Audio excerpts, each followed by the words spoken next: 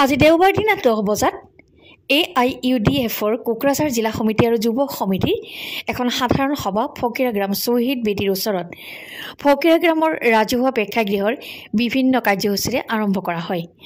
আজি ৰাতিপুৱা 10 বজাত প্ৰথমতে দলীয় পতাকা উত্তোলন কৰে আহ্বায়ক তথা AIUDFৰ কোকৰাঝাৰ জিলা সমিতিৰ সভাপতি আনোৱাৰ হুছেইনে।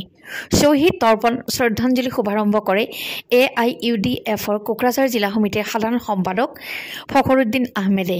লগতে বৃক্ষৰোপণ কাৰ্যসূচীত অংশগ্ৰহণ কৰি শুভাৰম্ভ কৰে কোকৰাঝাৰ জিলা যুৱ শাখাৰ সভাপতি চাহানুৰ হকে।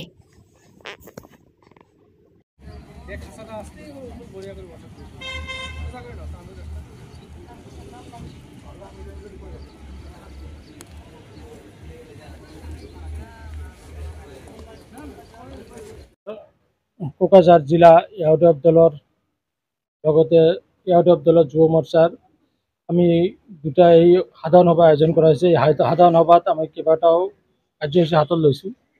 প্ৰথমতে এতিয়া আমাৰ ইউডিএফ দলৰ জাতীয় পতাকা উত্তোলন কৰা হ'ল। ইয়াৰ পিছে পিছে আমাৰ বৃক্ষৰোপণো কৰা হ'ল।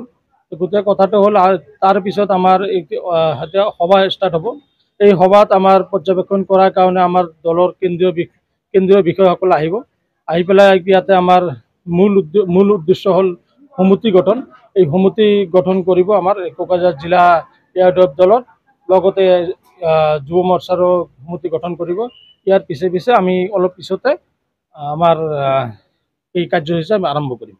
আমাৰ সৰ্বভাৰতীয় সংযুক্ত গণতান্ত্ৰিক মৰ্চা কোকৰাঝাৰ জিলা সমিতি আৰু যুৱ মৰ্চাৰ অধিৱেশন, আৰু অধিৱেশনত আমি দিনজোৰা কাৰ্যসূচী লৈছোঁ। আৰু দিনজোৰা কাৰ্যসূচীৰ ভিতৰত ইতিমধ্যে আমাৰ পতাকা উত্তোলন কাৰ্যসূচী, স্মৃতি তৰ্পণ কাৰ্যসূচী, লগতে আমি বৃক্ষৰোপণ কাৰ্যসূচী সমাপন কৰিলোঁ।